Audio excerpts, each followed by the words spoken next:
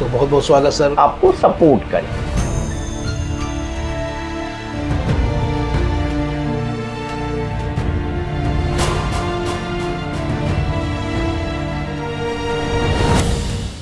सारी चीजें ऐसी होती हैं जो सेल ब्रांच तो वहां पे का या वेयर हाउस या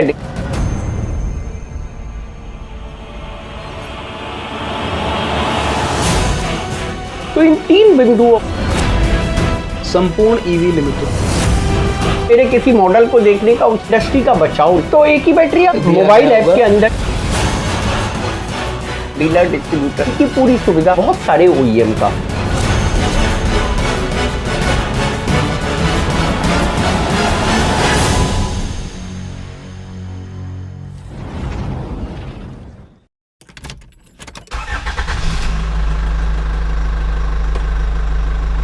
नमस्कार, अभिनंदन, आभार, बहुत बहुत स्वागत आप सभी का। मेरा नाम है दीपक वर्मा और आप देख रहे हैं हमें गो कार्स फॉर यू चैनल पे।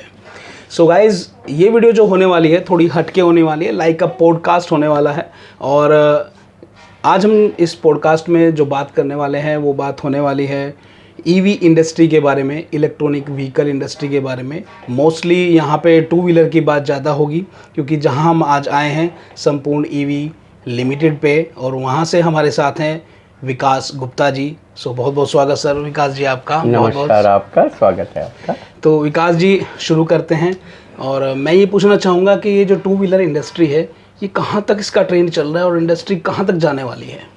जी जरूर, बहुत ही इम्पोर्टेंट क्वेश्चन है। मैं चूँकि पेशे से चार्टर्ड अकाउंटेंट हूँ तो थोड़ा कुछ डेटा के साथ शुरुआत करता हूँ और फिर उसके बाद इंडस्ट्री के ऊपर आते हैं। जी, ट्रेडिशनली वर्ल्ड वाइड जो ऑटोमोबाइल इंडस्ट्री है लगभग 8% का कंट्रीब्यूशन करती है इकोनॉमी के अंदर। Okay sir.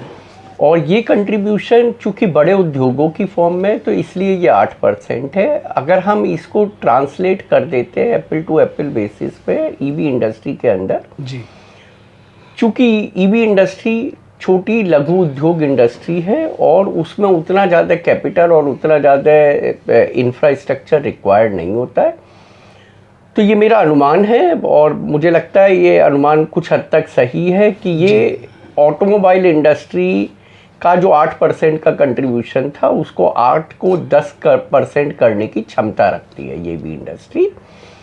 भारत में लगभग 20 लाख 2 व्हीलर बिकते हैं। मैं ये दोनों कैटेगरी के 2 व्हीलर बता रहा हूँ, पेट्रोल के 2 व्हीलर्स और इलेक्ट्रिक के 2 व्हीलर्स। उसमें से लगभग 2 लाख 2 व्हीलर्स हैं जो कि इलेक्ट्रिक के हैं।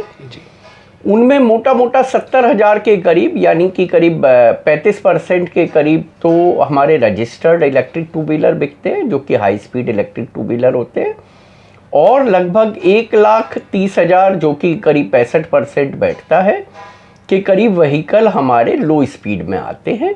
लो स्पीड व्हीकल की संख्या ज़्यादा होने का रीज़न ये है कि ये सुगम है जी। ना तो आपको उसके लिए रजिस्ट्रेशन लेना है, ना लाइसेंस लेना है, ना उसके लिए आपको रोड टैक्स भरना है, और इंश्योरेंस भी मैंडेटरी नहीं है। आप चाहें तो ले सकते हैं बट उसकी ऐसी कोई कानूनन रिक्वायरमेंट नहीं है इलेक्ट्रिक व्हीकल में। हाँ जी, मैं लो स्पीड व्हीकल की बात बता रहा हूँ। तो इन सुगमताओं के होने की वजह से अभी तक का जो ट्रेंड था वो ये था कि लो स्पीड व्हीकल की सेल ज़्यादा थी।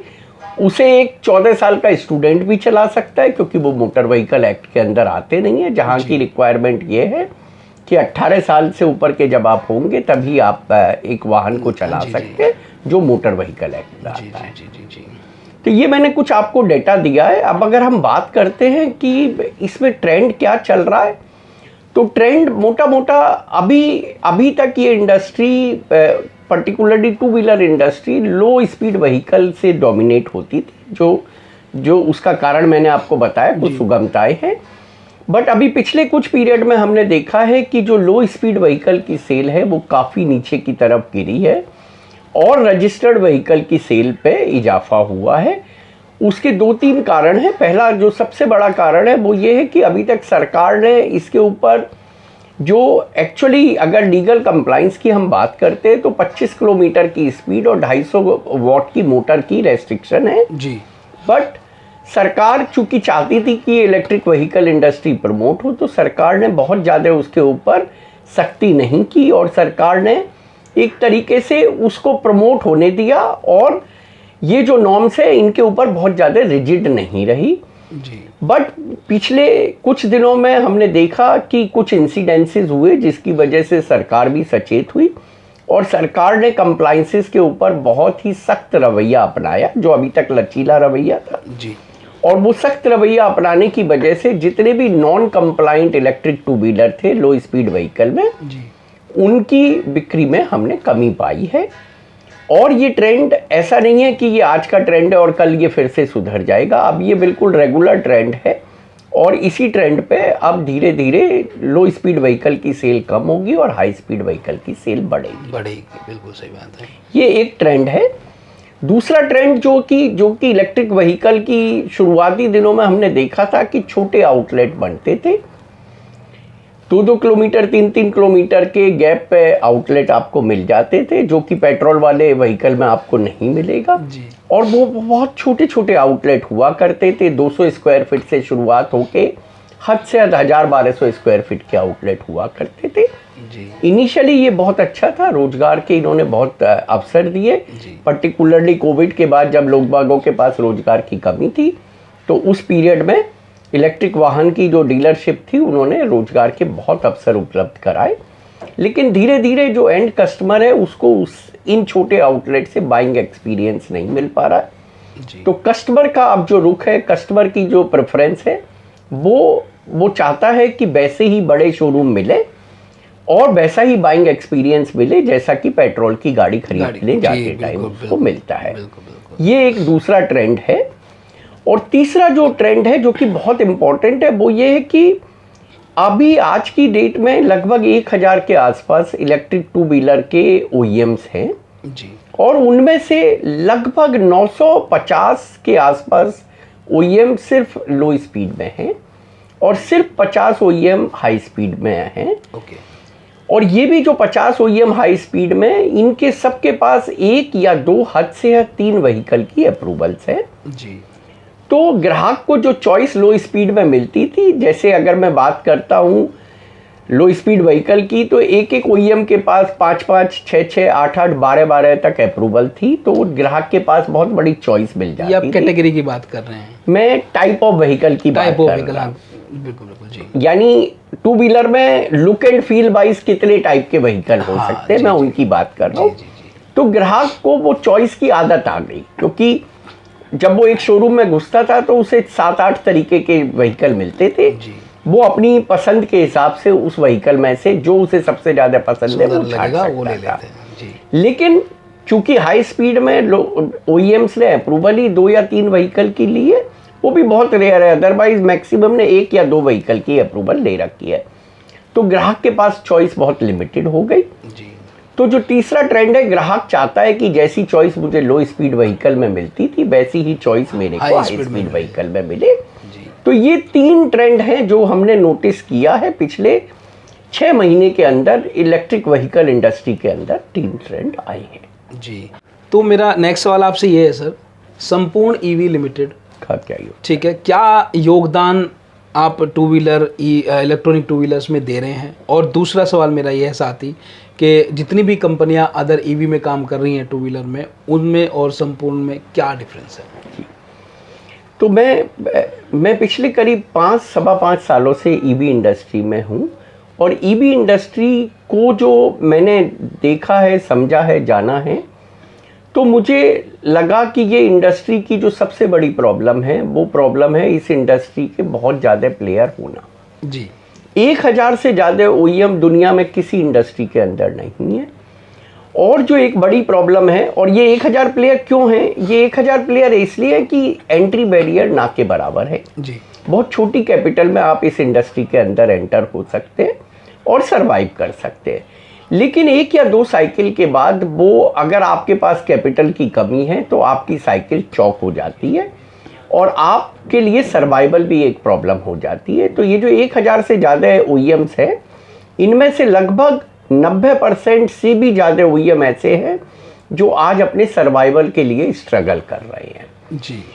जब हमने ये ऑब्जर्व किया तो हमें लगा कि हमें इस इंडस्ट्री के लिए, जिसने हमें 5 साल में इतना सब कुछ दिया है, तो इसके लिए कुछ योगदान करना चाहिए। तो उस योगदान करने की मंशा से हमने संपूर्ण ईबी को बनाया। जी। संपूर्ण ईबी एक ओईएम नहीं है, ऑलरेडी 1000 से ज़्यादा ओईएम है, हमें नया ओईएम बनने की ज़रूरत नहीं थी। जी। संपूर्ण ईबी एक प्लेटफॉर्म है। ओके। इसे अगर मैं समझाऊं तो आप समझिए कि जैसे अमेज़ॉन है वो एक प्लेटफॉर्म है, वो एक मार्केट प्लेस है। जी। उसी तरीके से संपूर्ण ईबी भी एक प्लेटफॉर्म है और एक मार्केट प्लेस है। ओके। 3 बिंदु है जिस पे हम अपने आप को अमेज़ॉन से थोड़ा सा अलग पाते हैं। पहला बिंदु ये है कि अमेज़ॉन पे कोई भी प्रोडक्ट बिकता है। जी। उस पे इलेक्ट्रॉनिक्स आइटम भी मिलेगी, FMCG भी मिलेगा, क्लॉथ्स भी मिलेगा, यूटेंसिल्स भी मिलेगा, सब मिलेगा। सब मिलता है। संपूर्ण ईबी सिर्फ और सिर्फ ईबी की बात करती है। इसका नाम ही संपूर्ण और ईबी है, तो हम सिर्फ और सिर्फ ईबी की बात करते हैं। हालांकि ईबी में जो भी होगा, चाहे वो 2 व्हीलर हो, 3 व्हीलर हो, 4 व्हीलर हो, बैटरी हो, चार्जर हो, टायर हो, ईबी से रिलेटेड हर चीज हम उपलब्ध कराते हैं। जी। ये पहला डिफरेंस है। दूसरा जो डिफरेंस है वो ये डिफरेंस है कि जो अमेज़ॉन है वो सिर्फ एक वर्चुअल मार्केट प्लेस है। उसकी अपनी कोई फिजिकल शॉप नहीं है, फिजिकल आउटलेट नहीं है जहां से जाके फील करके, टच करके, उसको एक्सपीरियंस करके ग्राहक ले सके। जी। तो संपूर्ण ईबी ने उसे काउंटर करने के लिए वर्चुअल के साथ साथ फिजिकल मार्केट प्लेस बनाए हैं। जितने भी हमारे mega showrooms, mini showroom, micro showrooms है, वो फिजिकल प्लेसेस है। और जो तीसरा जो एक जो डिफरेंस है वो ये है कि हम आपको वो पूरा एक्सपीरियंस, जो कि एक आपको वर्चुअल और फिजिकल का जो एक मिक्स एक्सपीरियंस होता है, वो पूरा एक्सपीरियंस हम देने की कोशिश करते हैं। इसके अलावा अगर आप अमेज़ॉन से ये बोलें कि मैं एक कंप्यूटर आपके पोर्टल के थ्रू बेचना चाहता हूँ, तो अमेज़ॉन कहेगा आपका स्वागत है, आइए और बेचिए। जी। लेकिन अगर आप बोलें कि मुझे ये नहीं पता कि कंप्यूटर बनाना कैसे है और आप मुझे बताइए कि मैं कैसे बनाऊं, तो अमेज़ॉन कहेगा ये मेरा काम नहीं है। मेरा काम नहीं है। जी बिल्कुल। लेकिन संपूर्ण ईबी इस एरिया में अमेज़ॉन से अलग हटके है। संपूर्ण ईबी आपको ना सिर्फ ये बताएगा कि ईबी इंडस्ट्री में आने के लिए आपको क्या करना है, जी, बल्कि उसके हर बिंदु पे, हर पिलर पे आपको सपोर्ट करेगा। क्या आपको इंपोर्ट में भी सपोर्ट करेगा, आपको अप्रूवल लेने में भी सपोर्ट करेगा, आपको असेंबली में भी सपोर्ट करेगा, डिस्ट्रीब्यूशन नेटवर्क क्रिएट करने में भी सपोर्ट करेगा, आपको सब तरीके के फाइनेंस अरेंजमेंट में भी सपोर्ट करेगा, इंश्योरेंस अरेंजमेंट में भी सपोर्ट करेगा। इस तरीके से कंप्लीट इकोसिस्टम के ऊपर हम सपोर्ट करते हैं। तो इन 3 बिंदुओं पे हम अमेज़ॉन से अलग हो जाते हैं, बट हैं हम भी एक मार्केट प्लेस ही, हम ओईएम नहीं है। ओके। सो आप लोग फ्रेंचाइजी वगैरह देते हैं, कैसे काम करता है, मतलब थोड़ा सा के बारे में और बताइए। हमारे पास, अगर मैं ईबी इकोसिस्टम की बात करता हूं, तो पहले समझते हैं कि ईबी इकोसिस्टम है क्या और उसमें क्या क्या समाहित है। जी। ईबी इकोसिस्टम के 7 पिलर्स हैं जिसके ऊपर इसका धरातल रखा हुआ है। जी। पहला पिलर, उसमें ओईएम बोलते हैं हम उसे, जिसमें कि आपके पास टेक्निकल नोहाउ होनी चाहिए, ईबी इंडस्ट्री के बारे में ज्ञान होना चाहिए, और उसकी अप्रूवल कहाँ से लेनी है, कैसे लेनी है, उसके बारे में आपके पास नॉलेज होनी चाहिए। और उसके क्या क्या कंप्लायंसेस है। कंप्लायंसेस बेहद इंपॉर्टेंट है। अगर आप कंप्लायंस नहीं करेंगे तो आप एंटर तो हो जाएंगे, बट उतनी तेजी से आप बाहर भी हो जाएंगे, क्योंकि आप उसमें सर्वाइव नहीं कर पाएंगे। तो पहला पिलर ओईएम पिलर है, जिसमें हम टेक्निकल नोहाउ, कंप्लायंसेस और अप्रूवल्स के ऊपर सपोर्ट करते हैं। दूसरा जो पिलर है वो इंपोर्ट है। ये इंडस्ट्री आज भी इंपोर्ट के ऊपर बहुत बड़ी हद तक निर्भर है। तो जो दूसरा पिलर है वो इंपोर्ट है, प्राइमरली चाइना से इंपोर्ट होता है। तो संपूर्ण ईबी आपको इंपोर्ट करने में सहयोग करती है, उसमें आपको हर तरीके से जानकारी और सहायता उपलब्ध कराती है। तीसरा पिलर है, जब माल भारत में आ जाता है तो उस माल को बेचने तक लगभग 30 दिन तक इन्वेस्टमेंट करना होता है। इसे हम इंडिया इन्वेंट्री बोलते हैं। तो ये इंडिया इन्वेंट्री का जो पिलर है, ये तीसरा पिलर है। चौथा पिलर आ जाता है असेंबली का, जिसके अंदर assembly, PDI, QC, packing, unpacking, loading, unloading, dispatch, ये सारी एक्टिविटीज आ जाती है। पांचवा जो पिलर है वो डिस्ट्रीब्यूशन नेटवर्क का है, और जो छठा पिलर है वो डीलरशिप नेटवर्क का है, और 7वां पिलर है सर्विस एंड सपोर्ट नेटवर्क का। जी। तो संपूर्ण ईबी के पास संपूर्ण ईबी सुविधा उपलब्ध कराता है इन सभी पिलर्स पे बायर और सेलर बनने की। एक व्यक्ति जो इन्वेस्टमेंट करना चाहता है संपूर्ण ईबी के थ्रू, वो इन 7 पिलर्स के ऊपर या तो बायर या सेलर बन सकता है। जैसे इंपोर्ट का अगर कोई बायर है तो वो इंडिया इन्वेंट्री के लिए सेलर हो जाता है जी। इंडिया इन्वेंट्री का जो बायर है वो असेंबली लाइन के लिए सेलर हो जाता है। असेंबली लाइन का जो बायर है वो डिस्ट्रीब्यूशन के लिए सेलर हो जाता है। तो इस तरीके से संपूर्ण ईबी इन 7 लेयर पे इंटरेस्टेड इन्वेस्टर को सारी सुविधा उपलब्ध कराती है और साथ में उसे हर स्टेप पे सहयोग करती है ताकि मिलके हम आगे बढ़ सके। और संपूर्ण ईबी के पास बायर और सेलर दोनों होते हैं, जिसकी वजह से जो इन्वेस्टर जुड़ रहा है वो सिर्फ अपने फोकस एरिया पे काम करता है, उसको दूसरे एरिया में फोकस नहीं करना पड़ता है। जी। अच्छा, किसी को आपसे जुड़ना है और फ्रेंचाइजी लेनी है आपकी, तो इसमें इसका आपका स्ट्रक्चर क्या है? आपका जैसे डिस्ट्रीब्यूशन हो गया, फिर उसके बाद डीलर्स हो गए नीचे, फिर उसके नीचे रिटेलर्स वगैरह जो भी है, जैसे भी जो भी स्ट्रक्चर आपका होता है, किस किस तरीके से होता है? जी, मैं आपको बताता हूँ। मैं अब एंड सेल के ऊपर आता हूँ। बाकी जी, तो सारी लेयर वो सेल स्टार्ट होने से पहले की थी।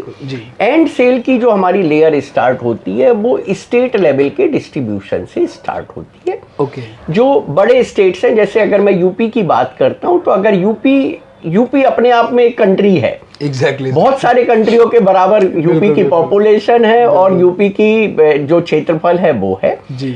तो यूपी को अगर हम एक डिस्ट्रीब्यूशन में बांटेंगे तो मेरे ख्याल से जस्टिस नहीं होगा। तो यूपी जैसे बड़े स्टेट्स को या एमपी जैसे बड़े स्टेट्स को या राजस्थान जैसे बड़े स्टेट्स को हमने 2 या 3 डिस्ट्रीब्यूशन में डिवाइड कर रखा है। बाकी छोटे स्टेट्स जैसे हरियाणा हो जाता है, जैसे पंजाब हो जाता है, जैसे हिमाचल प्रदेश हो जाता है, इन स्टेट्स को हम एक स्टेट लेवल डिस्ट्रीब्यूटर को देते हैं। अब ये जो स्टेट लेवल डिस्ट्रीब्यूटर है वो अपने नीचे डिस्ट्रिक्ट लेवल के डिस्ट्रीब्यूटर्स बनाता है। और जो डिस्ट्रिक्ट लेवल वाला डिस्ट्रीब्यूटर है वो अपने नीचे मेगा स्टोर्स बनाता है।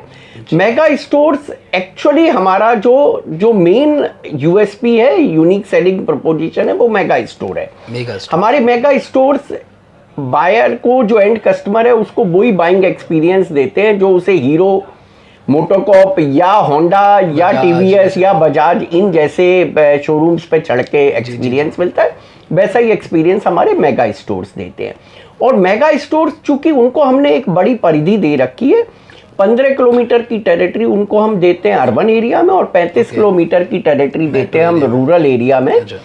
तो अब वो ग्राहक को आज दोनों हाथों में लड्डू चाहिए, उसे बाइंग एक्सपीरियंस भी चाहिए, बट साथ में उसे अपने घर के पड़ोस में चाहिए चीजें। एग्जैक्टली। तो उसके लिए हमने ये इलाज निकाला कि हम मिनी और माइक्रो शोरूम्स बनाते हैं। अच्छा। और उन मिनी और माइक्रो शोरूम को सारी सेल सिर्फ मेगा शोरूम करता है और एक छोटा सा मार्जिन अपने पास रिटेन करके बाकी सारा मार्जिन वो दे देता है मिनी और माइक्रो शोरूम्स को।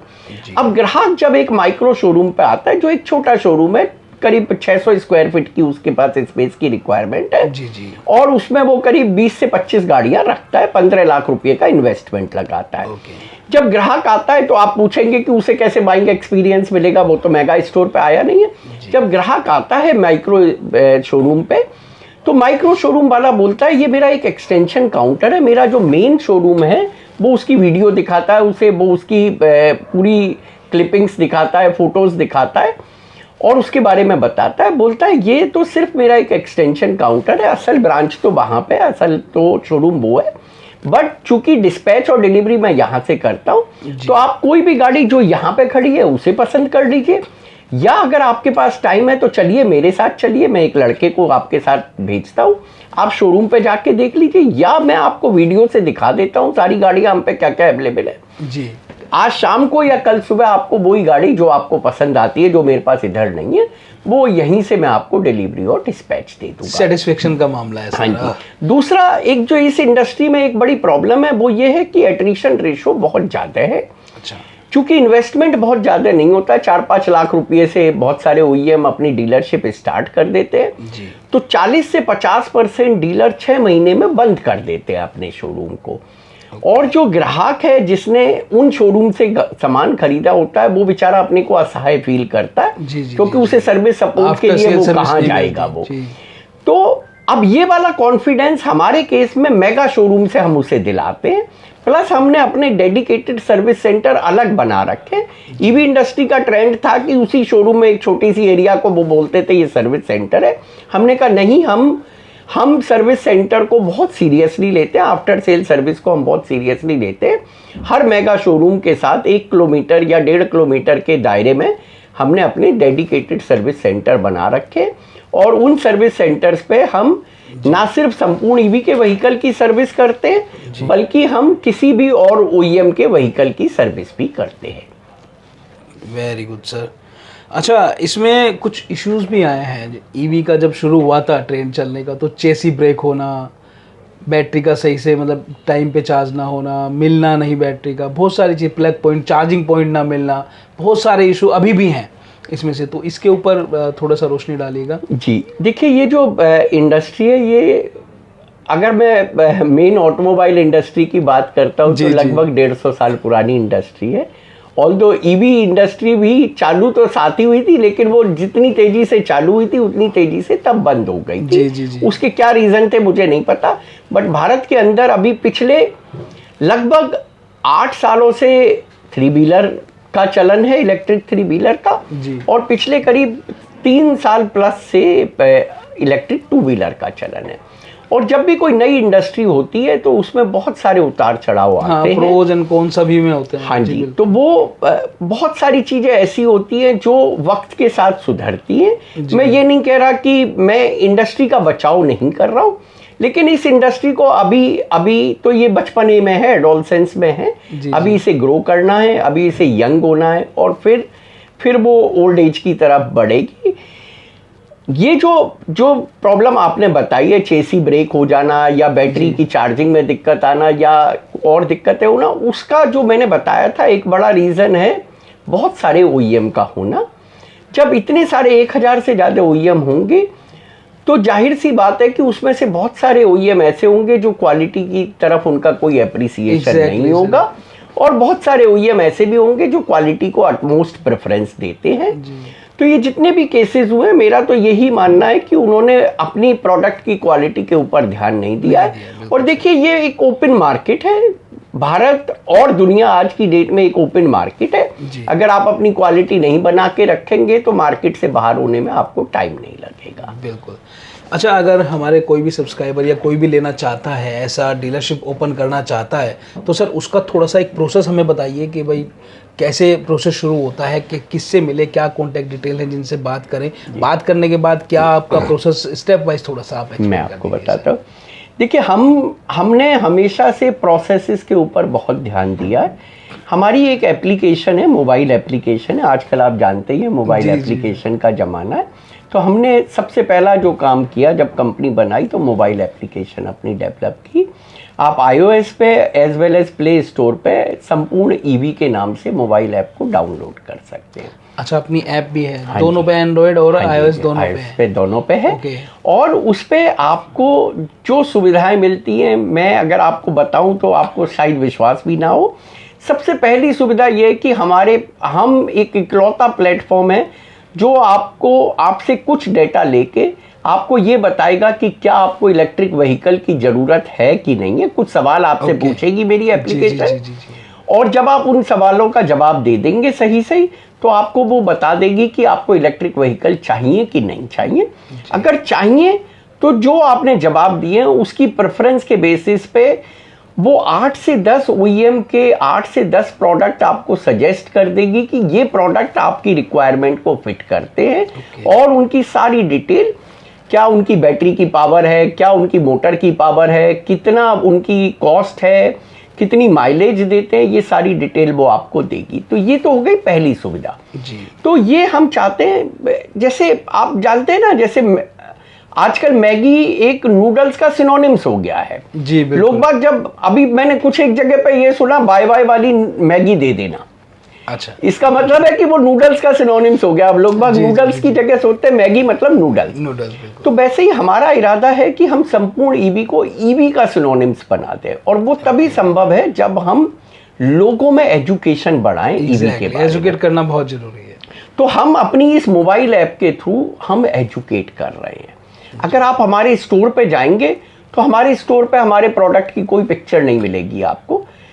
हमारा ये मानना है जो प्रोडक्ट वहां पे खड़ा ही है उसकी मैं पिक्चर क्यों दिखाऊंगा अपने स्टोर के ऊपर, है ना। ग्राहक सीधे व्हीकल को देखेगा ना, उसे पिक्चर देखने या मेरे किसी मॉडल को देखने का उसको क्या लालच है ना। तो हमने क्या किया है, अपनी पूरी ब्रांडिंग में हमने ईवी इंडस्ट्री के बारे में लोगों को जो उनके मिथ्स हैं उनके ऊपर उनको सही जानकारी दी है। ईवी इंडस्ट्री की क्या बेनिफिट्स हैं, क्या नुकसान है, इन सब के ऊपर जानकारी दी है।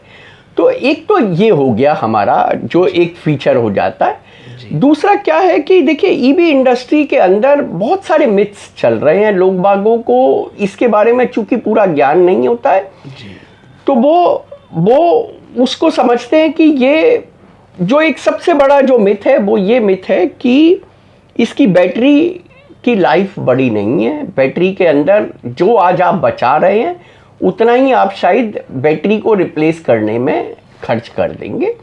जबकि सच्चाई ये है कि कई टेक्नोलॉजी आ गई हैं। जैसे अगर मैं लिथियम बैटरी की बात करता हूँ तो लिथियम के अंदर NMC टेक्नोलॉजी है जिसकी की लाइफ लगभग 800 साइकिल से लेके 1200 साइकिल है। यानी आप उसे अगर 1200 बार चार्ज करेंगे तब जाके वो डेड होगी। तो इसका मतलब है अगर आप समझदारी से चार्ज कर रहे हैं और आपका दिन का 20 से 30 किलोमीटर का यूसेज है और वो बैटरी मान लीजिए 60 किलोमीटर की माइलेज देती है एक बार चार्ज होने के बाद, तो आप 1200 साइकिल में लगभग 2400 दिन उसे चला सकते हैं। जो कि अगर मैं साल के ऊपर कन्वर्ट कर लेता हूं तो मोटा मोटा 6 साल की लाइफ हो जाती है। ये तो हो जाता है जो कि मैं NMC की बात कर रहा हूं। अब मैं आ जाता हूं LFP टेक्नोलॉजी के ऊपर। LFP टेक्नोलॉजी की लाइफ है 1800 से 2200 लाइफ साइकिल। और उसमें कुछ लाइफ साइकिल बढ़ भी गई हैं, 3000 लाइफ साइकिल तक के NMC के एक कैटेगरी के सेल आने लग गए हैं। अच्छा, अब वो 3000 लाइफ साइकिल आप अपनी पूरी देखिए सेल लाइफ होती है 10 साल 10 साल होती है, सही बात है गाड़ी की। तो वो 10 साल तो एक ही बैटरी आपका काम कर देगी, आपको बदलने की जरूरत ही नहीं है। तो आप बचत ही करते चले जाएंगे। इनका कॉस्टिंग क्या आ जाता है बैटरियों का? देखिए ये जो ये लिथियम बैटरी है जी, इसकी कॉस्टिंग एक बहुत ही सिंपल सा फार्मूला है और वो फार्मूला ये है कि आप इसमें 2 कंपोनेंट होते हैं। एक कंपोनेंट होता है बोल्ट और दूसरा कंपोनेंट होता है AH। बोल्ट आपको पिकअप देता है और पावर देता है, ठीक है, और जो AH है वो आपको माइलेज देता है। तो जनरली जो बोल्ट है वो 12 के मल्टीप्लिकेशन में आता है, 48 वोल्ट, 60 वोल्ट, 72 वोल्ट, 90 वोल्ट, इस तरीके से वो होता है। और जो AH है 24 AH से लेके 200 AH, 250 AH, 400 AH तक, उसकी कोई लिमिट नहीं है AH की। वो तो आप सेल कितने डाल रहे हैं वो उस पर डिपेंड करता है। तो bolt into AH into X value को मल्टीप्लाई करके आपके पास लिथियम बैटरी की कॉस्ट आ जाती है। अभी करंटली मार्केट के अंदर 15 से 16 रुपये का रेट चल रहा है। जी। यानी अगर मैं बात करता हूँ 60 वोल्ट और 30 AH की बैटरी की बात करता हूँ तो 60 इंटू 30 1800 आ जाता है, इंटू 15 रुपये आप कर दीजिए, ये आपके पास बैटरी की कॉस्ट आ जाती है। सो मैं जब आपको बता रहा था कि हम कैसे अपने डीलर को ऑनबोर्ड कर सकते हैं, कैसी प्रोस्पेक्ट को ऑनबोर्ड कर सकते हैं, हम शायद थोड़ा सा दूसरी डायरेक्शन में चले गए थे इन द मीन टाइम। तो इस मोबाइल एप्लीकेशन में सबसे पहली सुविधा हमने ये दी कि आपको ईवी चाहिए कि नहीं चाहिए वो आप डिसाइड करिए। उसके बाद सुविधा दी कि चाहिए तो कौन सी ईवी आपकी रिक्वायरमेंट को मीट करती है वो आप देखिए। अब इसके बाद ऑन बोर्डिंग की पूरी सुविधा हमने इसमें दे रखी है। अगर आप इंटरेस्टेड हैं, जैसे ही आप इस मोबाइल ऐप पे जाएंगे तो वो आपसे पूछेगा आर यू अ कस्टमर और अ पार्टनर। मैं वही पूछने वाला था आपसे कि जो आपकी ऐप है वो एज अ जैसे हमारी अमेज़न है उसकी तरह काम करती है, कोई भी कस्टमर आके ले सकता है उससे? हाँ जी। ठीक है, आप ट्रांसपोर्ट वगैरह करवा देते हैं? अगर मैं उस पर बुक कर देता हूँ, टोकन देता हूँ, या फुल पेमेंट करनी होती है, टोकन नहीं? मैंने बताया ना कि संपूर्ण ईवी एक virtual as well as physical marketplace है। जी। तो अगर आप बुकिंग करा देते हैं हमारी ऐप के थ्रू तो आपको सिर्फ एक टोकन बुकिंग अमाउंट उस पर देना है। उसके बाद जो नज़दीकी फिजिकल स्टोर होगा या वेयर हाउस या डिस्पैच सेंटर होगा, वहाँ से आपके पास ऑटोमेटिकली कॉल आएगी और वो आपको बाकी की सारी चीज़ें फैसिलिटेट करेगा, आपसे बाकी की पेमेंट लेगा। आपके घर में डिलीवरी चाहते हैं तो घर में डिलीवरी देगा, नहीं तो वो आपको बताएगा कि आपके नज़दीकी कौन सा स्टोर है, वहाँ आप जाइए, पहले टेस्ट ड्राइव लीजिए, अपने आप को संतुष्ट करिए, सारे क्वेश्चंस के आंसर्स लीजिए। अगर आपको तब भी नहीं समझ आता है, आपका पैसा रिफंड कर दिया जाएगा। अगर आपको समझ आता है तो आप बैलेंस पेमेंट करके उस व्हीकल को खरीद सकते हैं। ओके। और अगर पार्टनरशिप बनना है, पार्टनरशिप आपके साथ करनी है, तो उसके लिए प्रोसेस उसी में उसके लिए मोबाइल ऐप के अंदर ही सारा प्रोसेस है। जी। आपको स्टेप बाय स्टेप गाइड भी दे रखी है हमने, पिक्टोरियल डिस्प्ले दे रखा है हमने जी। और आप एक एक स्टेप बाय स्टेप फॉलो करते जाइए, वो आपको बताती जाएगी और आप ऑन बोर्ड हो जाएंगे। इवन हमने अपना पूरा डिलीवरी डिस्पैच का पूरा सिस्टम बार कोड बेस का उस मोबाइल ऐप के थ्रू मैनेज किया हुआ तो है। उस मोबाइल ऐप की एक अलग से पूरी कंप्लीट वीडियो में बना दूंगा ताकि आप लोगों को आसानी हो जाए कैसे क्या क्या करना होता है। तो पूरा एक डिटेल वीडियो में बना दूंगा ऐप का। ठीक है, आगे बढ़ते हैं। सर मैं आखिरी क्वेश्चन ही बोलूँगा, इसको आखिरी लास्ट क्वेश्चन ले लेते हैं कि जो जैसे फ्रेंचाइजी ले ली हमने, पार्टनरशिप कर लिया, तो उसका क्या आपका क्या क्या फैसिलिटी आप प्रोवाइड कराते हैं उसमें? देखिए फ्रेंचाइजी में सारे मैं जो बात कर रहा हूँ सर, मैं बात कर रहा हूँ आपकी डिस्ट्रीब्यूशन नहीं, उससे नीचे जो होता है डीलर, उसके लिए मैं बात कर रहा हूँ, क्योंकि डिस्ट्रीब्यूशन लेना एक बहुत बड़ा वो होता है, स्टेप होता है, उसमें पैसा भी बहुत ज़्यादा लगेगा।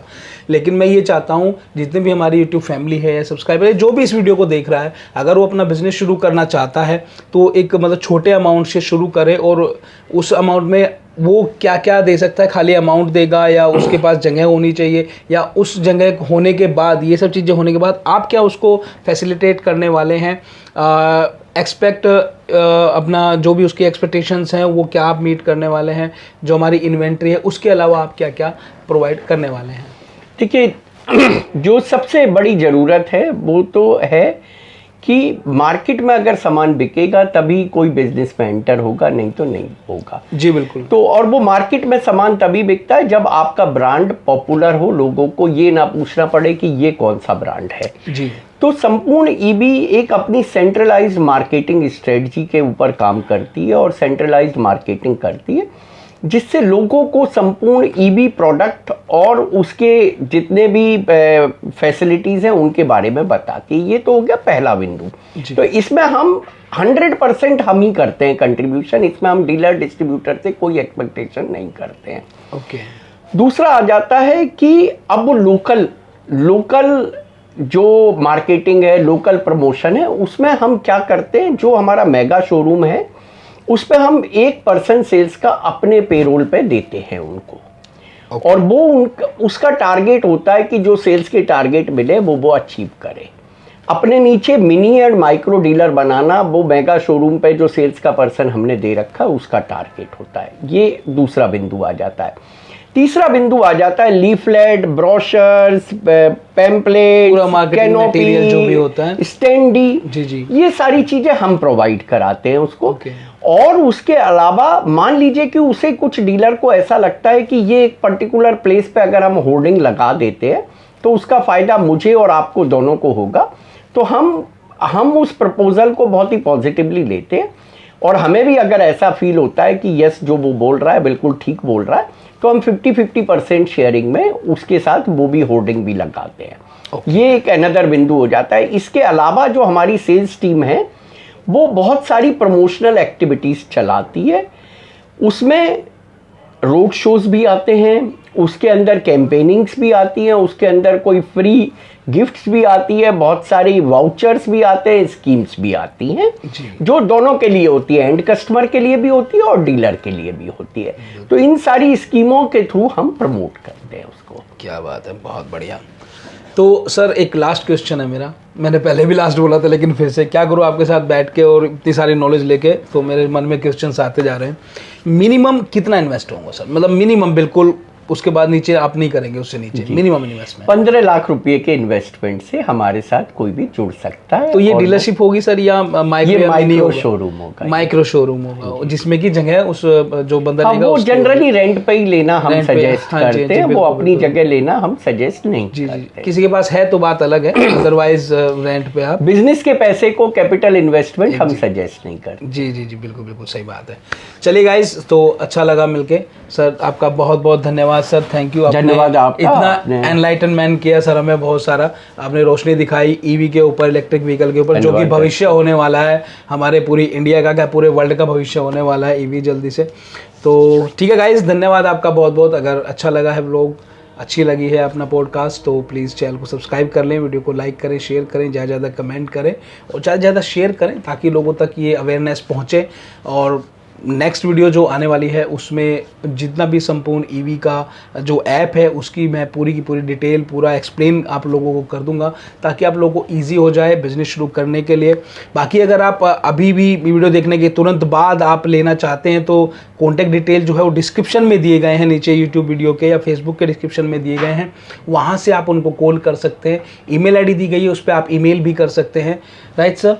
और ऐप का लिंक भी मैं डिस्क्रिप्शन में डाल दूंगा, तो वहाँ से आप जाके डाउनलोड कर सकते हैं। अगर वो सब भी नहीं होता, मेरा नंबर आप लोगों के पास है ही, तो आप उस पर कॉल करके भी कर सकते हैं, ऐसी कोई दिक्कत नहीं है, पूरी हेल्प आपकी होगी।